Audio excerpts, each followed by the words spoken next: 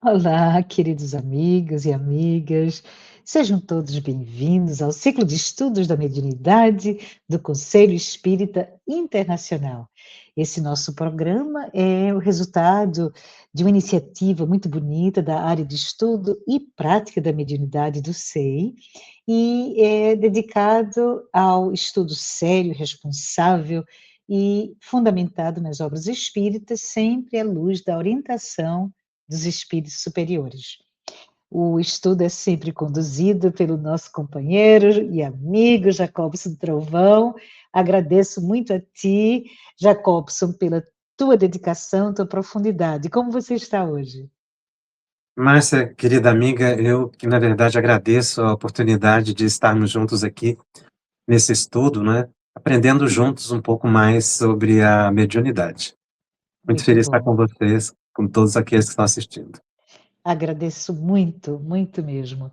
Mas, só para nos lembrar, nossos encontros sempre acontecem semanalmente, às terças-feiras, e se você não se lembra, né? Subscreva no canal, clique no sininho para receber as notificações dos próximos episódios. E, como sempre, todo o programa, agradecemos muito as suas perguntas que vocês podem enviar pelo QR Code ou pelo chat, e elas serão sempre respondidas num episódio especial, como o de hoje.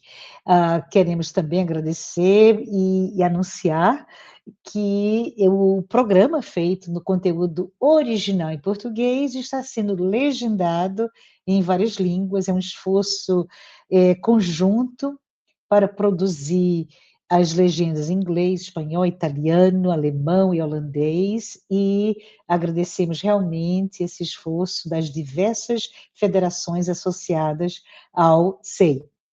Bom, o que a gente está fazendo hoje, Jacobs? A gente está encerrando o quinto tema, né, que é bem interessante nesse tema, porque a gente vê que ele foi sobre a vivência mediúnica, é uma coisa, é um tema que você vai falar um pouquinho mais, né, o porquê desse título, e o título todo é Vivência Mediúnica, Aplicação e Aperfeiçoamento. E esse episódio de hoje, que é todo devotado a todos vocês que estão aqui conosco, um episódio de perguntas e respostas que recebemos, né? Lembrando apenas para aqueles que talvez não assistiram ainda o episódio passado, terça-feira passada, o Jacobson fez uma exposição que foi bastante significativa, porque ele integrou os conceitos da vivência mediúnica como esse caminho de autoconhecimento, de transformação interior, e, logicamente, baseado na minha grande mentora, eu sou discípula, eu sou estudante da Joana de Anjos, então eu fiquei muito feliz com esse episódio, porque o Jacobson, né, você usou muitas das informações contidas no trabalho que a Joana de Anjos trouxe, chamado Vivência Mediúnica. E é nele que a gente vê que a mediunidade é compreendida como uma expressão da vida mental e que exige vigilância, disciplina e confiança em Deus. Jacobson, eu agradeço também você ter trazido aprofundamento sobre o assunto, além da Joana de Ângeles, mais referências que foram feitas a André Luiz. Especificamente, eu acho que algumas perguntas vieram sobre isso, sobre a questão do conceito da casa mental, né, como essa estrutura vibratória construída pelos nossos pensamentos, e né, resultando nele essa influência da sintonia espiritual e as nossas percepções como médios. Então, só para concluir, a gente aprendeu contigo, Jacobson, que o autodomínio da vontade, a nossa educação do pensamento são peças essenciais para o nosso equilíbrio como indivíduo, como espírito imortal, que somos, mas principalmente como médiuns, né? Então, é nesse sentido que a gente vai se aprofundar hoje, E lembrando, né, se quiser colocar mais alguma pergunta sobre a pergunta, faça, por favor. O QR Code vai estar aí e qualquer coisa, mande no chat que a gente recebe. Não é? E alguma coisa que a gente apenas queria agradecer, Jacobson, foi uma sugestão de fazer mais episódios de perguntas e respostas. Estamos considerando a sugestão, obrigada. E realmente eu convido a todos para mandar suas ideias, não é? E sugestões, como a gente pode melhorar o programa. Jacobson, você está pronto? Rogando a Jesus que nos inspire, não é? Vamos ver como é que eu saio. Vamos lá. Então, gente, e se sua pergunta que você enviou não foi respondida hoje, é porque a gente está encaixando muitas das perguntas em programas que vão endereçar algumas das perguntas. Então, é só isso, se você não viu a sua pergunta. Mas, se a gente começar a falar, Jacobson, sobre as questões da vivência mediúnica, que eu já falei, né, que foi elaborada semana passada, e os seus fundamentos, uma das perguntas que nos recebemos foi: o que a Joana de Ângeles quer dizer quando ela afirma que a mediunidade reflete o estado íntimo do médium? Márcia, esse tema, vivência mediúnica, a mensagem específica da benfeitora Joana de Ângeles, através de Divaldo, está publicada no livro de mesmo título, Vivência Mediúnica, e tem vários temas relacionados à mediunidade. E eu trouxe essa temática utilizando o título da benfeitora Joana de Ângeles, porque nós precisamos ampliar a nossa visão acerca do que é a faculdade mediúnica e qual é a sua finalidade. Esse é um paradigma que precisa ser quebrado, porque a visão comum de mediunidade, seja no espiritismo ou fora do espiritismo, está ligada à produção de fenômenos que a pessoa não é capaz de produzir, ou numa reunião mediúnica, ou até fora de uma reunião mediúnica. Porque a mediunidade ela veio para a humanidade inteira, não é um patrimônio de espíritas. Então, cada cultura, em cada época, faz-se uma leitura específica da relação do homem no aproveitamento dessa faculdade psíquica que Kardec chamou de faculdade mediúnica, ou simplesmente mediunidade. Mas nós estamos sendo convidados pelos espíritos a enxergar mais além do fenômeno. É por isso que eu considero esse tema, vivência mediúnica, como um divisor de águas. Porque nós chegamos até esse momento acreditando que estamos exercitando a mediunidade exclusivamente na reunião mediúnica ou quando estamos em atividade chamada transe mediúnico, qualquer das suas modalidades. Essa é a visão primeira, poderia dizer primária, que acompanha o ser humano ao longo do seu desenvolvimento. Afinal, foi a faculdade mediúnica que tirou o homem da caverna, pela intuição. O que eram os deuses das mais diversas culturas e mitologias, senão os espíritos, inspirando o homem para o progresso em todos os sentidos, material, moral, espiritual. Então, essa visão, ela acompanha-nos, e é natural que ela não desapareça da noite para o dia. Por isso que nós vemos os fenômenos mediúnicos se multiplicando ainda aqui e acolá, e médiuns lidando com o fenômeno, às vezes até se destacando com isso, tirando proveito, mas é porque isso é um patrimônio psíquico. Mas esse exercício, ele precisa ser sublimado. Nós temos que dar um passo a mais em termos de compreensão da mediunidade. É preciso que a gente caminhe na evolução, no desenvolvimento.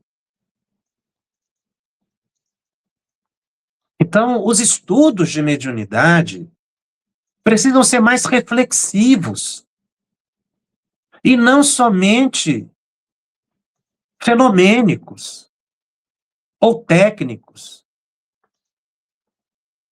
mas que levem o indivíduo a uma transcendência, a uma espiritualização, porque a faculdade psíquica, chamada mediunidade, é um patrimônio da alma que se manifesta no corpo,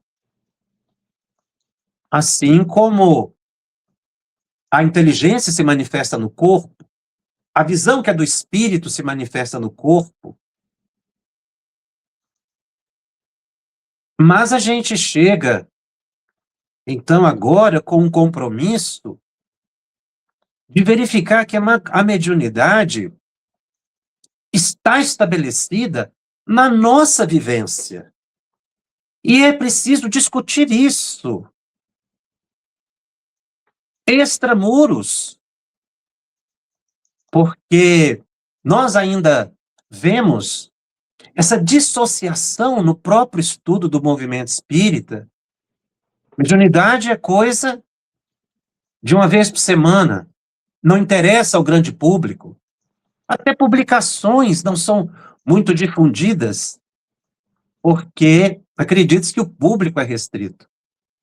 Mas isso precisa mudar. Todos precisam estudar mediunidade, porque estudar mediunidade é estudar a si mesmo. Daí, o tema, esse artigo, essa mensagem psicografada por Divaldo, de autoria de Joana de Ângeles, ser realmente uma mensagem inovadora. Porque ela recupera aqui estudos, porque essa mensagem é da década de 90, mas nós vamos encontrar estudos na obra da codificação e através do próprio Chico e Divaldo em textos anteriores, que já falam da mediunidade enquanto ponte para a transcendência do ser humano. Mas, embora isso, a prática superou o estudo. Agora, é preciso mudar essa realidade. Daí a importância desse documento, em que ela como que sintetiza o pensamento de vários espíritos. Porque aqui, quando ela coloca, ela fala em nome de uma coletividade. Ela expressa o pensamento universal de diversos benfeitores que trouxeram mensagens variadas ao longo do tempo. Então, nós estamos sendo convidados a dar um passo a mais em termos de compreensão do fenômeno e entendermos a técnica do intercâmbio. Isso é importante. Mas eu preciso verificar a faculdade mediúnica em mim. Isso dizendo em relação a todas as pessoas.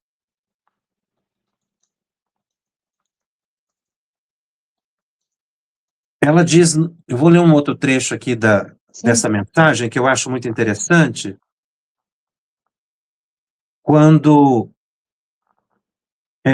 ela diz o seguinte: no que tange à conduta espírita, o médium é portador de abençoada instrumentalidade para autoiluminar-se, promover o progresso da humanidade, desenvolver os valores nobres, consolar e amparar as criaturas atormentadas e sofridas de ambos os planos da vida. Assim, o indivíduo é médio em todos os momentos da existência física e não apenas esporadicamente durante as reuniões experimentais de que se participa.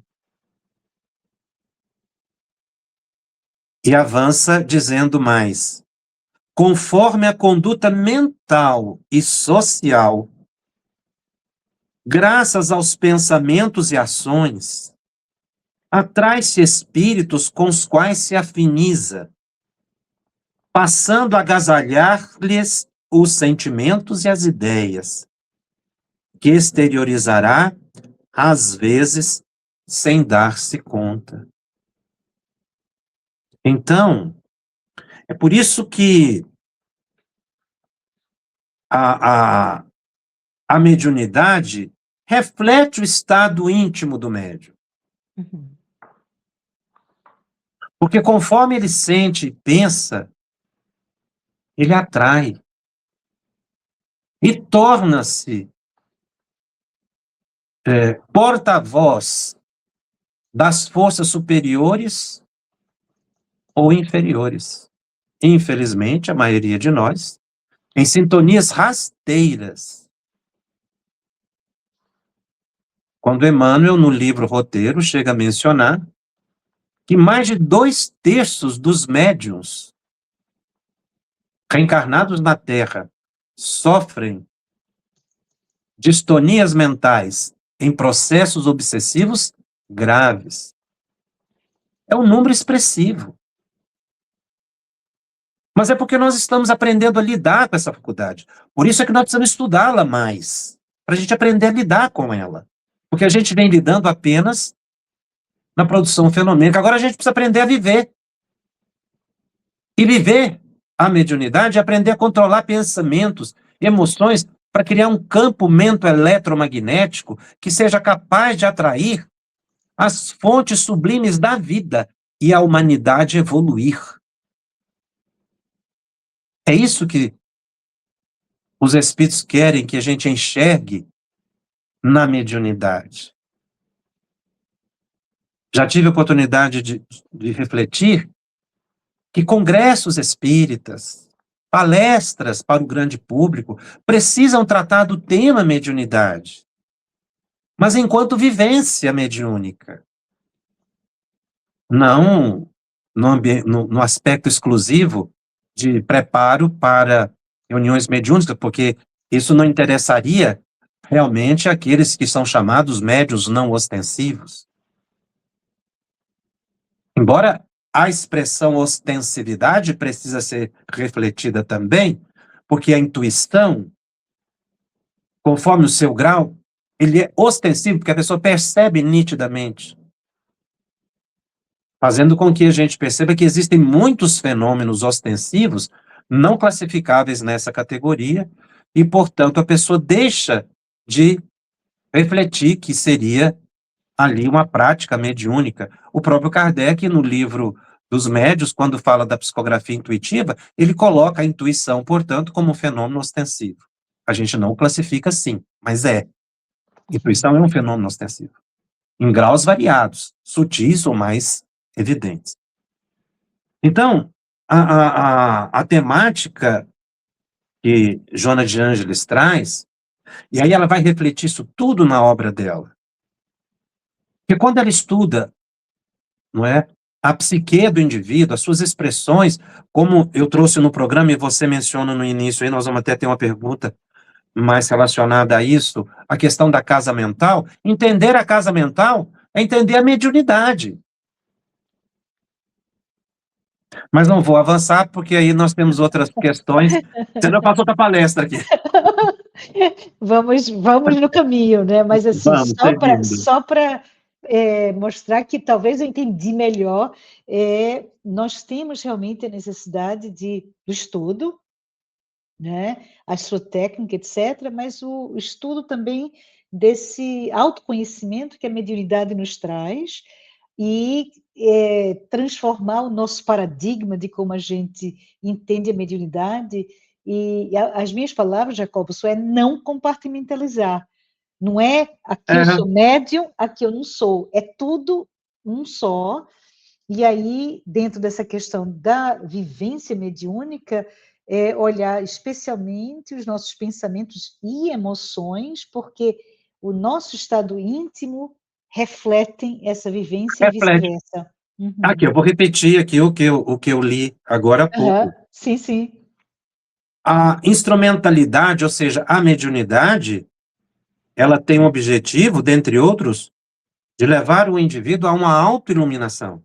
Hum, Então, muito esse bom. ponto, sem você atingir esse ponto de autoiluminação, promover o progresso da humanidade, desenvolver valores nobres, consolar e amparar criaturas, não ocorre. Então, a gente vai para uma reunião mediúnica, agora falando especificamente disso, Hum, acreditando que vamos exercitar uma caridade, mas se eu não tiver imbuído de uma autoiluminação, eu não vou ser eficiente nessa atitude. Eu vou ter a ilusão de que estou fazendo algo. Mas, na verdade, eu deixei de oferecer aos espíritos a base sobre a qual eles poderiam construir um socorro adequado aos sofredores. Porque a gente dissocia a uhum. reunião mediúnica da vivência. Isso precisa modificar no nosso entendimento. Vamos, todos nós, é um convite super importante, né? Mas indo ainda nesse tema um pouco, ou talvez você, Jacob, se você pode dizer, bom, nesse a gente já falou, mas vamos estender aqui, a questão sobre como a reforma íntima interfere nessa qualidade da sintonia espiritual do médium. Nós vamos ter alguns Hum, programas aí adiante sobre sintonia que a gente vai poder aprofundar mais sobre essa questão. Mas sintonia decorre de uma afinidade. Ora, quando eu estou nas faixas psíquicas perturbadas, quando eu estou dada aos interesses ligados à materialidade em todos os seus níveis de interesse, eu vou estabelecer sim sintonia, mas com entidades voltadas à materialidade. São espíritos materialistas, porque a gente não se espiritualiza porque desencarnou. Estar na condição de espírito não necessariamente espiritualiza o indivíduo. Nós temos a maioria dos espíritos ligados ao planeta Terra hoje que são materialistas, porque não se desprenderam da matéria, dos desejos, dos anseios, e é por isso que estabelecem obsessões, para manter o contato material, porque não se espiritualizou, não desprendeu da matéria. A morte não nos espiritualiza. Então, quando a pessoa faz sintonia com esses espíritos, a vida se embrutece, porque o foco é a materialidade. E aí, as percepções psíquicas ficam limitadas, porque o foco é o vício, o foco é o orgulho, o foco é a vaidade, o foco é o ganho material, é a inveja, é o dinheiro, é a cobiça, é o exibicionismo, é o personalismo.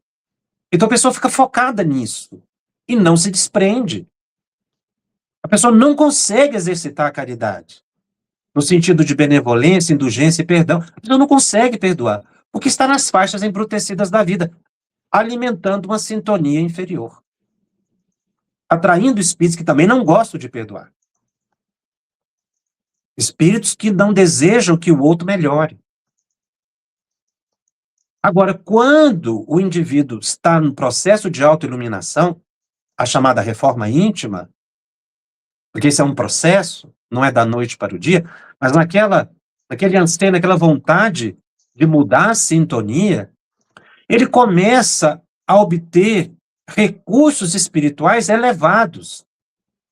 Os benfeitores espirituais vão aproveitar qualquer iniciativa do indivíduo tendente à sua própria melhoria para fortificá-lo nisso. Os espíritos superiores estão esperando a nossa adesão ao bem. Eles não estão nos esperando para nos punir. Nós é que nos autopunimos pela nossa própria conduta. Então nós precisamos também nos libertar, porque a gente é que se aprisiona. A obsessão é uma escolha. Eu preciso mudar a minha escolha. Então, quando eu busco a reforma íntima, e ela se materializa de várias formas, porque é uma expressão que engloba uma série de elementos. O que está embutido na reforma íntima? O desejo do perdão, a benevolência, o estudo, a aplicação em si das condutas evangélicas, aceitar o outro como ele é, aceitar as aflições da vida, deixar de lado a revolta, a animosidade, buscar a serenidade, o controle das emoções, ter maior docilidade, ter algo extremamente importante na vida do médium, ter piedade pelas pessoas. Porque se eu ter piedade para com aqueles que me ofendem, que me agridem, como eu terei piedade com um desconhecido que manifesta por 10 ou 20 minutos numa reunião mediúnica? Então eu preciso desenvolver em mim piedade, humildade. Quando eu trabalho isso, eu estou no processo da reforma íntima, eu estou no processo do autoconhecimento e da autoiluminação. É isso. É você aplicar no dia a dia esses valores. Então, eu ter paciência com as pessoas, isso significa que eu estou no processo de reforma íntima? Está. No momento em que eu tenho uma melhor compreensão com a conduta alheia, deixo de falar mal, de censurar, de pensar mal, de desejar o mal, eu estou no processo de reforma íntima. Que não se dá da noite para o dia. Isso vão várias reencarnações. Agora, o que acontece quando eu busco esses sentimentos?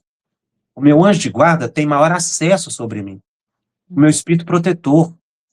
Então, eu amplio o processo de sintonia e saio das faixas embrutecidas para uma faixa de iluminação. Porque o que eles querem é que a gente tenha essa vontade para nos ajudar. Uma coisa muito importante é trabalhar no bem. Quanto mais imperfeito o indivíduo se sentir, mais ele deve trabalhar. Porque os espíritos não estão buscando almas sublimes, mas almas que desejam se sublimar. Porque os que estão sublimados já passaram pelo processo. Mas é aquele que quer crescer. Esses são os amados do Cristo, os que desejam a mudança interior. São os sofredores, os aflitos. Não é? Então, esse aqui é o processo. Agora, isso interfere muito na sintonia, e isso é um exercício, é uma vivência mediúnica, porque nós somos seres mediúnicos. Estamos num processo contínuo de contato mental. A questão é a gente ter consciência disso. Por isso, a importância de discutir essas questões e não deixá-las para segundo plano.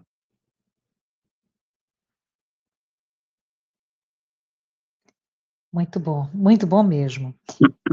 Você podia falar, talvez, Jacobson, um pouquinho mais sobre essa questão de como separar, se é possível, separar completamente a minha personalidade como médium da minha comunicação espiritual? Acho que estaria na questão do animismo, né? É possível? Não, e isso não deve ser motivo de preocupação para nenhum médium. Por quê? os nossos valores, os nossos desejos, eles vão refletir na atividade mediúnica especificamente, ou nas intuições que eu possa receber no cotidiano. Então, o que eu disse no sentido do médium não se preocupar, é nessa questão de você tentar separar personalidade de comunicação, porque isso é natural, faz parte do processo. Então não deve ser trazer ao médium uma grande aflição, muito pelo contrário, ele deve entender que no processo de comunicação ele vai exteriorizar a sua personalidade, porque o espírito transmite ideias, pensamentos. A vestimenta dessas ideias é do médium. Agora, a personalidade do médium pode atrapalhar a comunicação. É nisso que nós temos que estar atentos.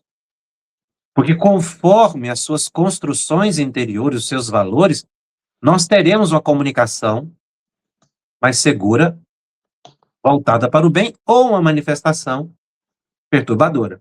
Entendendo que manifestação ou comunicação espiritual, ela precisa também passar por uma revisão de conceito. Comunicação espiritual é todo o contato que eu mantenho com a dimensão espiritual. Nós estamos nos comunicando espiritualmente muito mais fora da reunião mediúnica do que dentro da reunião mediúnica. Nós estamos comunicando com espíritos desde que nascemos. Isso nós falamos nos programas sobre a mediunidade da infância e da juventude. É um processo que vai acompanhar a vida inteira. Porque a nossa mente, ela se exterioriza para encontrar outras mentes.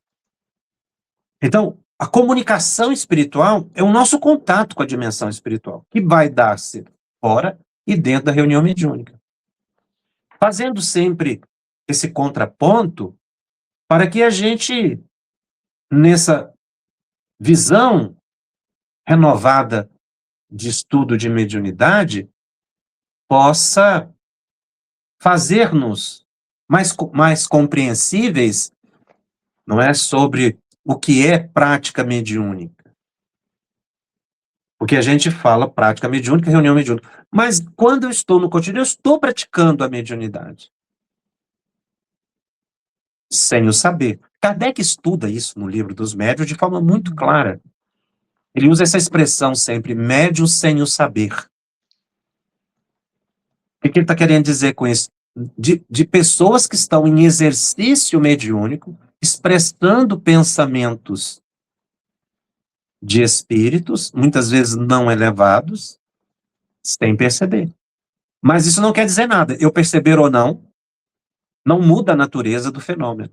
Uhum. É prática mediúnica. Então, sem essa ampliação de conceitos, nós não vamos sair dessa visão atávica de que o exercício mediúnico, ele é ocorrência semanal. O exercício mediúnico é uma ocorrência diária. É o que os espíritos estão nos dizendo. É tão importante, né, Jacobson?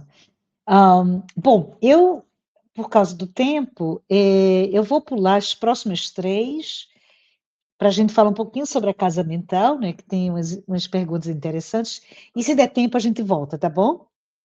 Perfeito. Então, recebemos algumas perguntas, especificamente sobre o assunto que foi colocado a semana passada, que é sintonia espiritual e a casa mental. Então, a pergunta é meio acadêmica. O que André Luiz ensina sobre a casa mental no livro que você fez uma referência, né, no Mundo Maior? Na verdade, o que Joana de Ângeles coloca, e a gente começou o programa com um convite que ela faz de estudo da própria faculdade, que é o que está aí à frente para que a gente se aproprie desse entendimento maior do que é a mediunidade em nós. É o estudo da própria faculdade. Então, André Luiz, nesse tema, na casa mental, ele cria essa metáfora, né?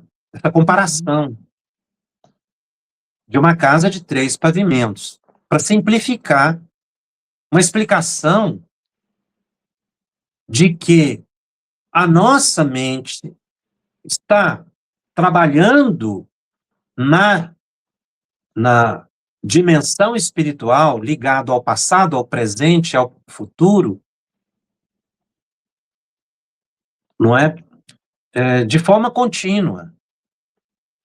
Então, quando a gente estuda a mente, nós estamos estudando a mediunidade.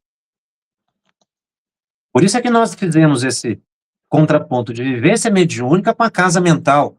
Porque estudar a casa mental é estudar a faculdade mediúnica. Uhum. Por quê? Porque o espírito está se manifestando no corpo. E isso é fenômeno mediúnico. É o primeiro fenômeno mediúnico identificável. A alma atuando sobre o corpo físico, na encarnação. Então, quando a gente estuda a mente, o que ele chama de casa mental, nós estamos estudando faculdades psíquicas. Olha, apenas para exemplificar. Ele fala dos porões da consciência ou do subconsciência, em que estamos ligados a um automatismo, a um condicionamento que criamos para nós mesmos em vidas passadas e que hoje muitos de nós seguem a vida repetindo comportamentos que foram ao longo do tempo criados. Atitudes infelizes. Muitos de nós levanta pela manhã e vai dormir e não vê o que aconteceu no dia. Senta numa mesa para tomar uma refeição e não vê o que comeu. Porque nós ficamos num automatismo. Repetindo o procedimento. É nesse estado psíquico que a obsessão ocorre, sobretudo a fascinação. Porque o automatismo, o condicionamento, favorece a intromissão de espíritos inferiores que vão alimentar esse condicionamento. A Ivone Pereira diz de situações nossas em que somos, na madrugada, levados a dimensões espirituais inferiores e ali recebemos comandos mentais de obsessores, mistificadores. E quando acordamos, repetimos esses procedimentos, sem pensar. É obsessão. Faixa mental já identificada por Kardec na questão 459 de O Livro dos Espíritos, quando ele pergunta se eles são capazes, os espíritos, de nos influenciar, e a resposta é muito séria. Eles dizem que sim, muito mais do que nós imaginamos. São eles que nos dirigem, o comum. Como nós não somos espíritos evoluídos, nós vamos sintonizar com espíritos inferiores que estão nos comandando. Em que nível dessa casa mental está esse domínio que a gente não percebe na vivência subconsciencial? Se a gente não entender isso para sair dessa faixa mental, nós vamos permanecer almas passivas, repetindo procedimentos, atitudes infelizes, sem nem vontade nenhuma de mudar isso. Aí ele vem para um nível consciencial, que ele caracteriza pelas escolhas, em que eu posso desejar perdoar ou não. Eu começo a refletir, a pensar, a questionar. Aí é o que Kardec menciona. Quando o indivíduo está fascinado, ele está na faixa subconsciencial, no automatismo. Mas quando esse fascinado começa a refletir, questionar a própria conduta, se ela é adequada ou não, ele saiu da faixa da subjugação, fascinação, e passa para a obsessão simples. Ele desclassifica. Ele não sai da obsessão, mas ele já começa a enxergar que está nesse padrão e reage. É a consciência, é a escolha que a gente precisa atingir. Isso é vivência mediúnica. Foi o que eu disse agora há pouco, a questão da reforma íntima. Ela passa exatamente por esse exercício de consciência das nossas atitudes. Eu tenho que ver, enxergar o que eu estou fazendo. Não dá para acordar de manhã e ir dormir à noite sem ver o que eu fiz, o que eu senti. Eu tenho que perceber. Eu tenho que, na volta do dia, fazer uma prece, uma meditação, sentir pena das pessoas, relevar situações, ter mais calma, ter mais serenidade, ter mais fé no futuro, esperança, para que eu não sintonize com a depressão, com a ansiedade, com a amargura, que vão atrair espíritos inferiores, que é dada da subconsciência. Aí eu estou na consciência. Mas caminhando para quê? Para a superconsciência, que é a vivência mediúnica plena num nível elevado de espiritualização, que é a superconsciência, onde já o indivíduo vive a plenitude do amor, da paz, da compreensão, que é o nosso destino, a evolução, a sublimação. É por isso que esse texto de Joana de Ângeles, Vivência Mediúnica, dialoga muito bem com esse tema que André Luiz traz na Casa Mental, porque eles trabalham a essência, que é a autoiluminação. Porque esses pensamentos, Joana de Ângeles, André Luiz ou Filomeno de Miranda, são conceitos universais. Exato. E há uma convergência por causa da universalidade. Então, na essência do estudo de André Luiz, por que ele faz todo esse arrazoado dessa análise? E Joana de Ângeles vem depois trabalhando aspectos da personalidade, do ser. Agora, se não estudar a matéria de Joana de Ângeles, a sua série psicológica, com uma visão mediúnica, a gente ainda está trabalhando apenas a consciência e não a superconsciência. E é interessante isso, né, Jacobson? Os níveis que a gente pode entender cada assunto que nos é trazido, incluindo esse trabalho que a Joana de Ângeles nos trouxe através da mediunidade de Divaldo Pereira Franco ou o contrário, olhar, como você já falou, a mediunidade só como uma questão fenomenológica. Então, tudo, um corresponde ao outro, mas aqui, para mim, ficou essa questão de abrir nossos olhos, de ter interesse em entender o que está o texto e o subtexto, não é isso? A gente, por exemplo, com todo respeito àqueles que estudam a questão da consciência, né? Trabalha-se muito a questão da consciência, mas quando você vai estudar a matéria trazida por Joana de Ângeles, para citá-la, já que nós estamos comentando, Sim. Ela não está levando o indivíduo apenas a um plano consciencial, mas um plano de transformação interior, de sublimação. Isso é o quê? Superconsciência.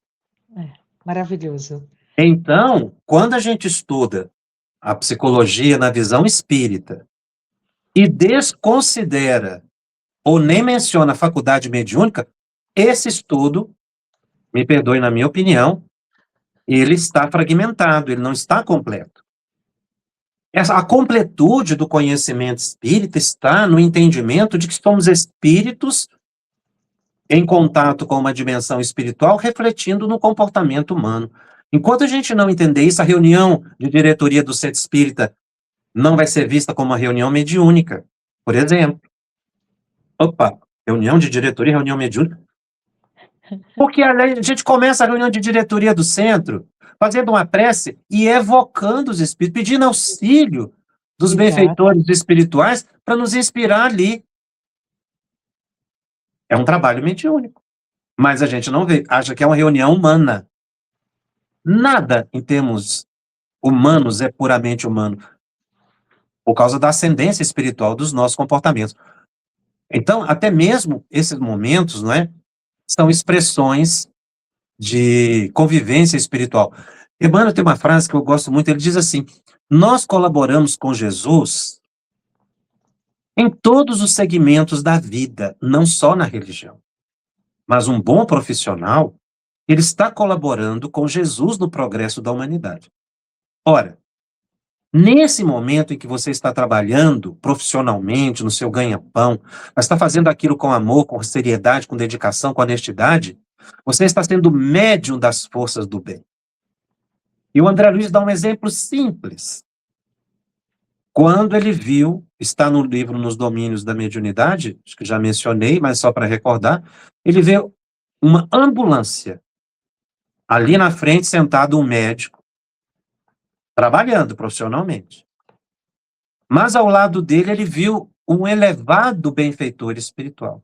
E ele pergunta se naquele momento ele estava enxergando uma atividade mediúnica. E o mentor que o orientava disse que sim.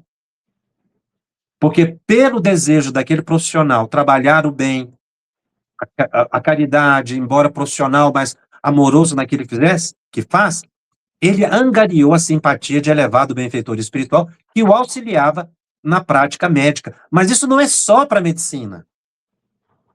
Emmanuel amplia, ele diz, em todos os ambientes nós podemos ser médium das forças do bem e vamos atrair benfeitores espirituais que desejam o progresso da humanidade, que também trabalham a economia, a sociologia, a antropologia, todos os segmentos do saber humano, porque o nosso progresso, ele é integral e não fragmentado, isolado.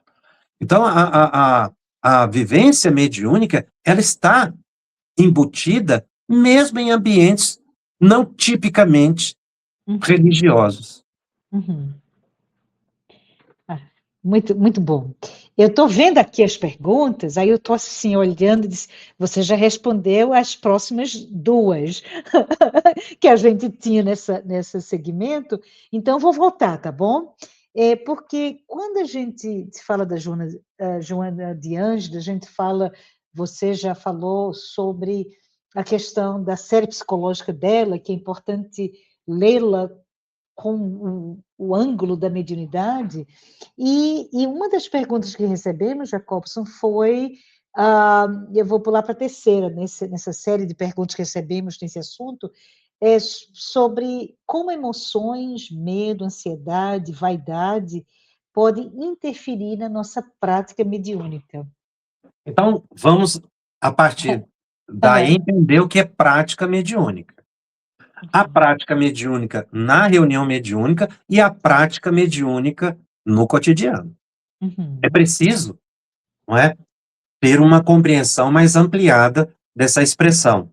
No momento em que eu trabalho o medo, ou valorizo o medo, eu me torno ineficiente nas duas coisas, tanto na reunião mediúnica quanto no cotidiano. Muitos médios não frequentam reunião mediúnica, nunca trabalharam em mediunidade por medo. Medo da mistificação, medo do animismo, medo de que está falando coisa da própria cabeça, medo da opinião dos outros, o que vão pensar de mim se eu transmitir essa mensagem errada, o julgamento do dirigente da reunião, o julgamento dos companheiros. O medo é consequência de uma ausência de estudo, de como o exercício mediúnico da reunião mediúnica se dá. Então, muitas pessoas afastam da prática mediúnica pelo medo. Agora, no dia a dia, o medo é porta aberta para a obsessão, que é um dos mecanismos utilizados pelos obsessores, exatamente o receio, a insegurança, não é? Enquanto a gente tiver tendo medo de espírito, mais eles vão achar graça disso. Porque tem muita gente que ainda acha que o espírito é que vai acabar com a vida dela, né? Então, essa ideia de que espírito é algo material. A ação do espírito sobre nós, ela é psíquica.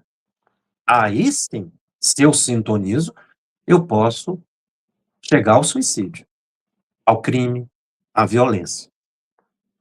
Então, o medo é porta aberta para a obsessão, assim como a ansiedade.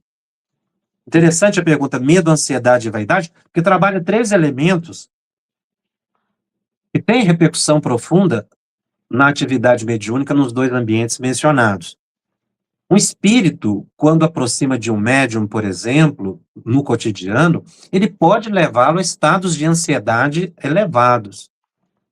Assim como uma certa ansiedade antes da prática mediúnica, no dia da reunião mediúnica, ela é normal, porque é uma psicossomatização das emoções da entidade que vai se manifestar naquele dia. Então, agora, se você se deixa levar excessivamente pela ansiedade, a sua sintonia, não é, ela fica prejudicada. Porque sintonia é algo material, porque o pensamento é matéria, não é? O nosso pensamento caminha pelo fluido oscilando, assim como as ondas Hertz. Então, em forma de ondas, a nossa mente, segundo os espíritos, ela tem uma emissão eletromagnética.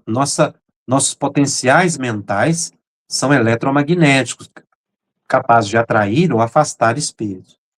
Então, quando eu tenho uma ansiedade, eu perco o foco. E aí o pensamento dos espíritos, para chegar na nossa mente, eles chegam turvados, como que tendo que atravessar uma atmosfera nebulosa.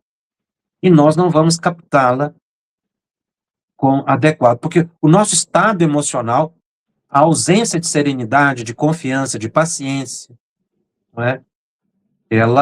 Esses estados alterados, cria essa atmosfera psíquica nebulosa e a transmissão mediúnica fica insuficiente. Isso no cotidiano. Porque muitas pessoas ficam completamente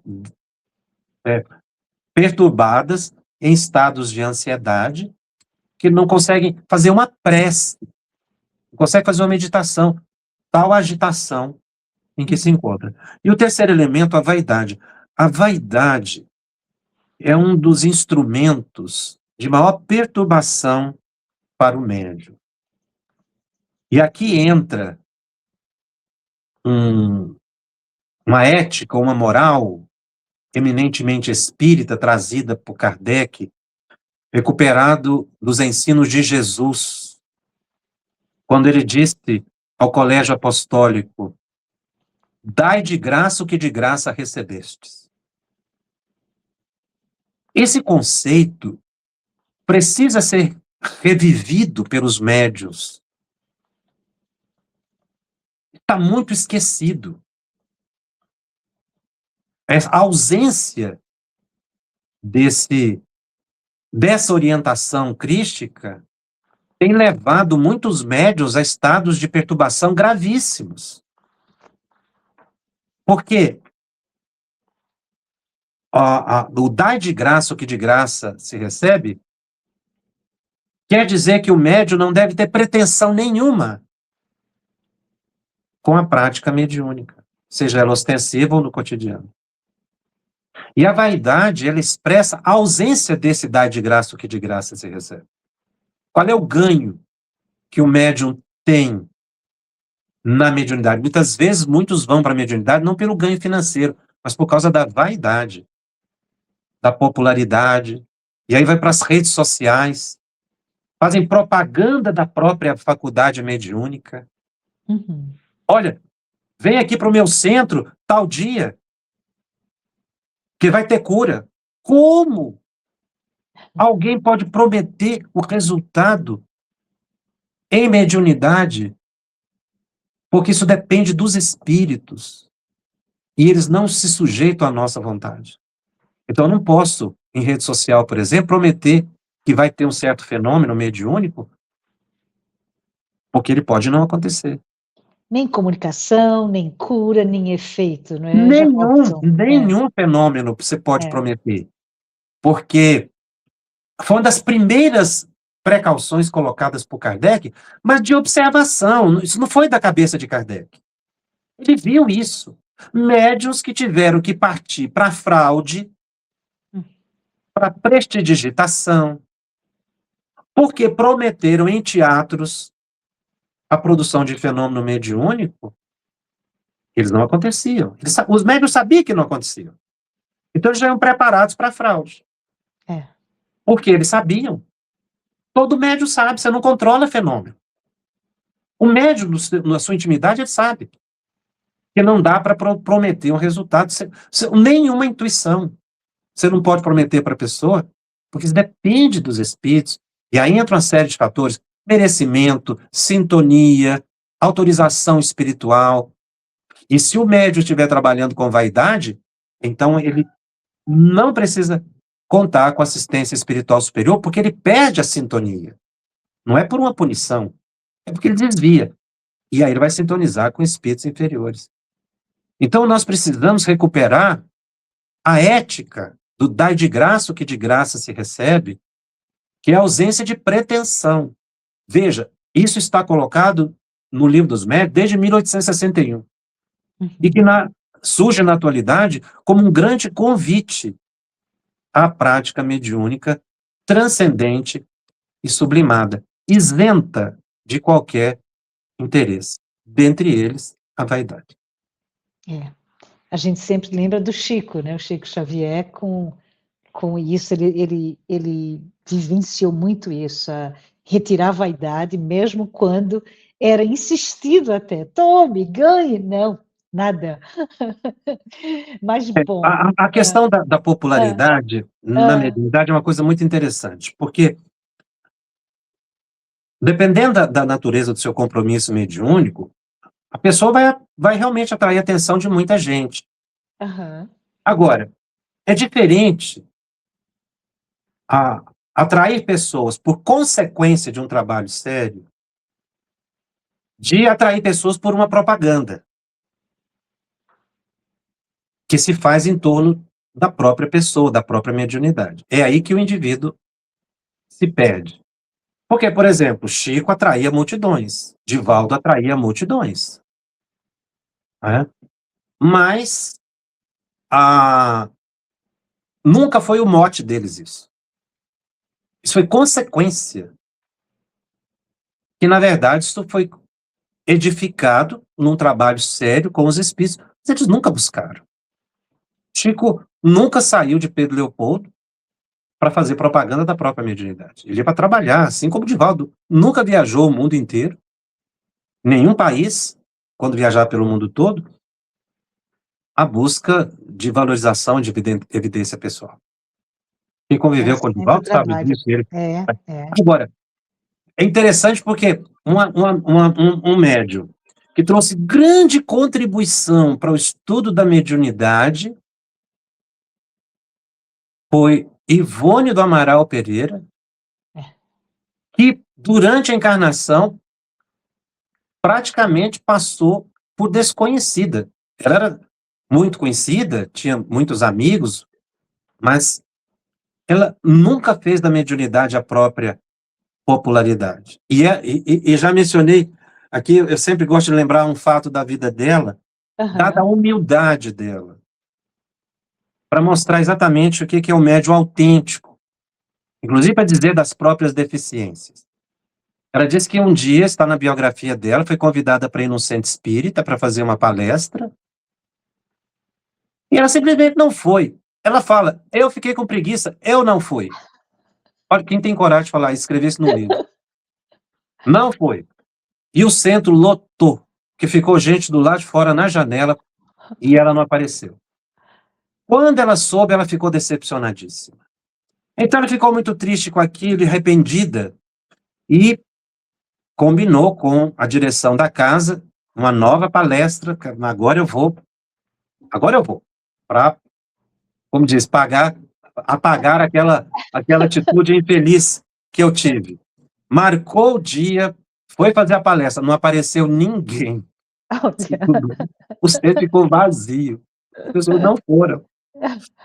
E ela coloca isso com autenticidade, ou seja, despida totalmente de vaidade, e trouxe uma grande contribuição até na sua autobiografia, né, Uhum.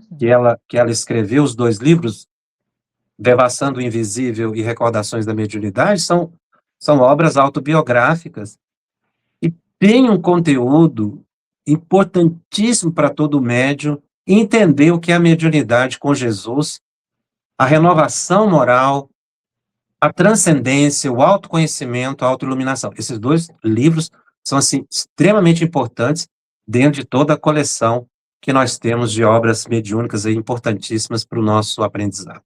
Ah, que maravilha.